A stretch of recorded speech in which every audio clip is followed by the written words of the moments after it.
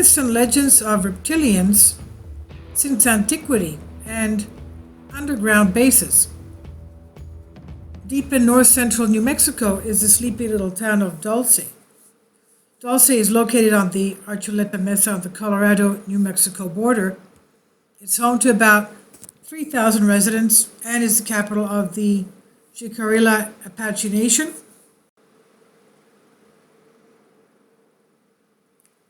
For as small and as significant as this remote location may sound, it became the center of controversy in the early 1980s.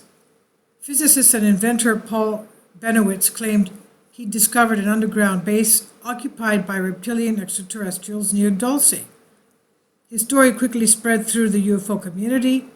Allegations that surround the base include human abductions or alien abductions by these extraterrestrial beings, and he also asserted that these lizard people reptilians were engaging in the development of advanced technology, including genetic manipulation. Their plan, according to conspiracy theorists, is to control governments and gain ultimate control of the whole Earth by means of a new world order.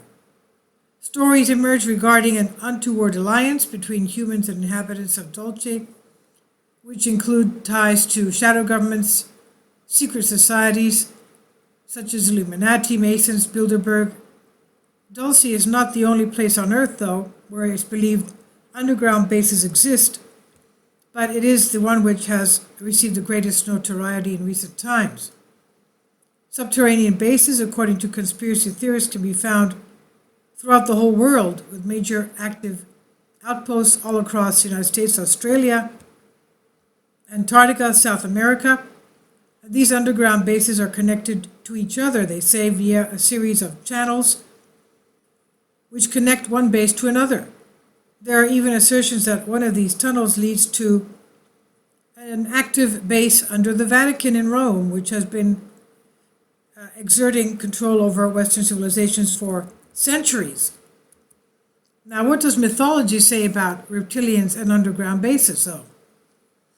A wealth of information regarding this subject has recently surfaced that seemingly reaches across vast extremes, and as strange as all of this may sound, could any of what they say be true? So we turn to mythology to answer those questions.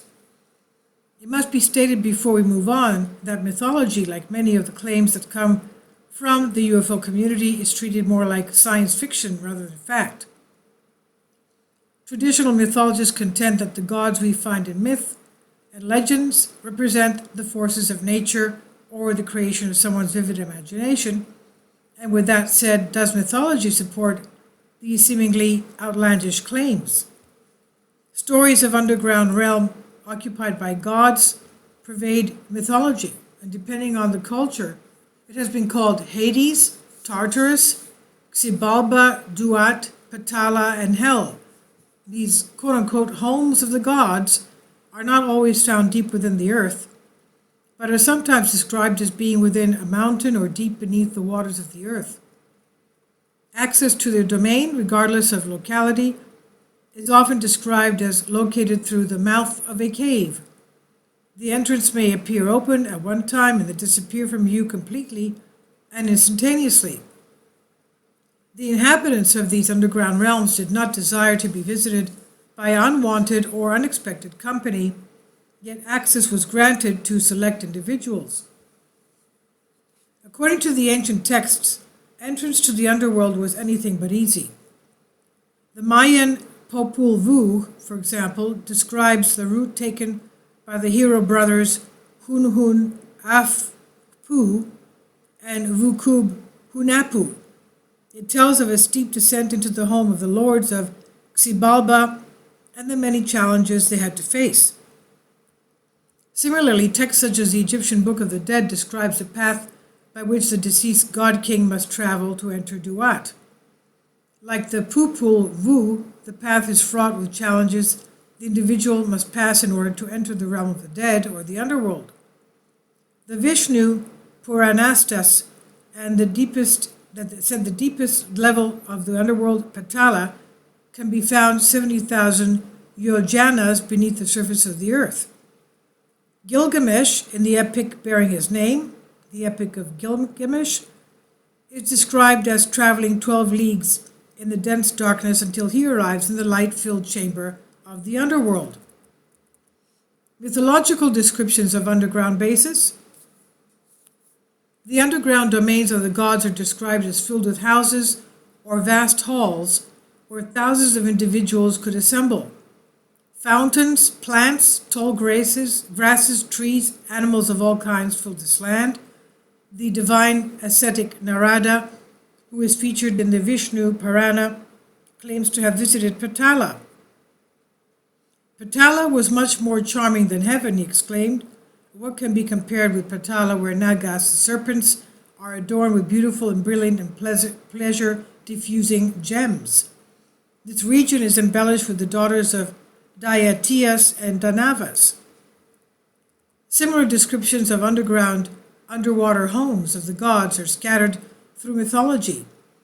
The home of the Sumerian fertility god Enki, which is located in the watery deep, is described as having his house built of gold, silver, and lapis lazuli. Even writers such as the Greek philosopher Plato echo this notion. He believed that the earth was littered with a number of hollows that were full of water, air, trees, fruits, and flowers.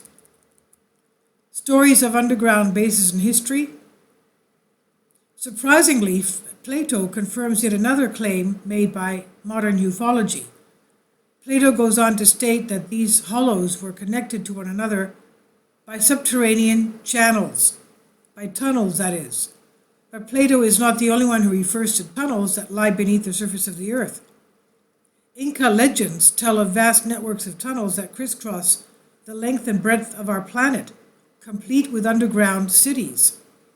When Pizarro and the Spanish conquistadors entered Peru, they kidnapped the Inca emperor Atahualpa and held him for ransom. They demanded enough gold to fill a room in return for Atahualpa's release. Pizarro's men heard rumors that the Inca gold was being held in a vast network of subterranean tunnels. These tunnels were thousands of years old and ran for miles beneath the Inca capital. In more recent years, adventurers who have hazarded into the caverns beneath Cusco entered but were never seen again. One man actually did make it out of the tunnels alive, and he brought with him 2 bars of gold. According to officials, he had gone mad. The entrances to the tunnels were then walled up for safety's sake. At least that is the official story. The Apache Indians report that their ancestors took refuge in ancient tunnels during a cataclysmic disaster on the earth. They wandered these immense passageways for years, carrying the seeds for life in the New World. Underground bases, genetic engineering. What about the other claim made by ufologists regarding these bases being used for genetic engineering? According to their assertions, it is the lowest level, the 7th of Dulce base, that the extraterrestrial reptilians are engaged in this kind of experimentation. Again, mythology supports this premise. Native American tribes across the country are the most vocal when it comes to this topic. The Jicarilla Apaches, whose headquarters is in Dulce, in New Mexico.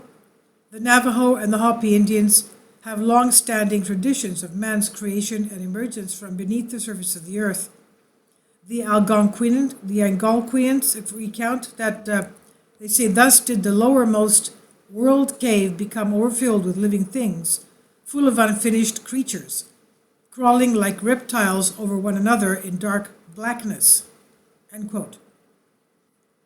In this matter, they do not stand alone. Berosus, a Babylonian priest, tells of the hideous creatures that inhabit this underground realm. He described men who had one body but 2 heads, some with the legs and horns of a goat, and even some with the hindquarters of a horse and the body of a man. In short, there were creatures in which were combined the limbs of every species of animal. These genetic experiments are, according to reports from UFO advocates, being conducted by a group of reptilian beings in the lowest levels of the base. Thomas Costello, former senior security officer at the base, testified that the base at Dulce is a 7-level underground facility with the lower levels described as a series of natural caverns, and it was believed by him that these caverns were used by different extraterrestrial races in our remote past. In Hindu cosmology, the Naga, the serpents, once lived on Earth, but the great god Brahma sent them to live under the sea and in the 7th level of their underground realm called Patala. In the Sumerian Inanna's descent to the netherworld, Inanna is required to pass through 7 gates to finally reach the bowels of the underworld. Aztec legend says that Quetzalcoatl, the feathered serpent, went to Mictlan, the Aztec underworld, and created mankind using his own blood and the bones of a previous race. Throughout mythology, the act of creating humanity is always associated with a specific group of gods, the fertility gods. Fertility gods around the world are traditionally depicted as reptilian or amphibious in nature. Myth, reptilians and underground bases. Torrents of theories have come forward as we seek the truth regarding our place in the universe. Mythology does lend itself to support a number of these claims. It's difficult to determine if the creators of these theories based their conjecture using myth as their foundation, first-hand experiences, or something else. What does seem evident is that much of the information UFO researchers are bringing to light does parallel with the myths and legends that passed to us from antiquity. Bringing this idea full circle, if the stories being unearthed in the UFO community were not based on mythological sources, yet mythology supports these claims, then the stories of our distant past may have a basis in fact.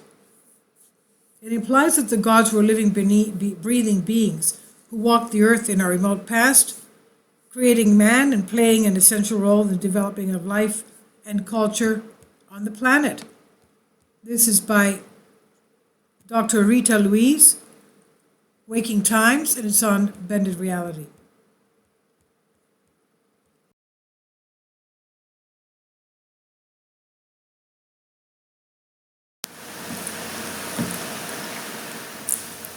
If you'd like to join me on my Patreon account, you will hear content not covered by mainstream media.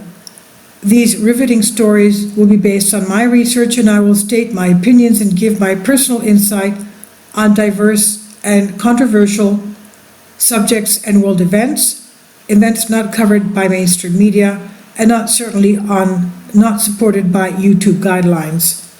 So whatever I have on my Patreon, most of those will not be on my YouTube channel. Please consider becoming a member today.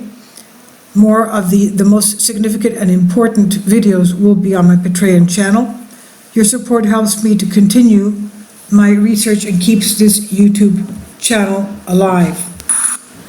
And we depend on your support, your generous charity, because we help economically challenged families here in Athens, Greece, in Kapota, and we also help the young generation with university tuition and the community around our church.